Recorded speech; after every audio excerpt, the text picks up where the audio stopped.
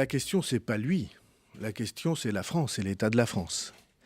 Et moi, je vous dis qu'il faut, dans notre pays, d'urgence, un sursaut républicain. C'est impossible que la France continue à s'enfoncer comme elle le fait dans des situations qui sont aussi glauques les unes que les autres, qui sont dangereuses pour l'esprit public, qui entraînent un découragement et un délitement de ce que l'esprit d'un pays doit être. Et donc il est naturel et il était urgent que le président de la République s'exprime sur ce sujet. Qu'est-ce que c'est un sursaut républicain ? Oh ben, je vais vous dire, il y a dans la crise que nous sommes en train de vivre, il y a des facettes tout aussi inquiétantes les unes que les autres.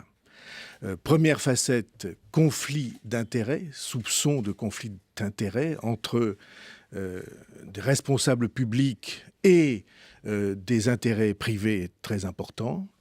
Deuxièmement, il y a des interventions dans le domaine de la justice avec une situation qui est créée, qui est impensable, de guerre entre un procureur de la République et un juge président du tribunal dans une des plus grandes circonscriptions judiciaires qui est celle de Nanterre, avec toutes les affaires sensibles que l'on sait. Nous en parlions dimanche dernier avec Michel Alliot-Marie. J'espère qu'on en parlera cette fois-ci aussi.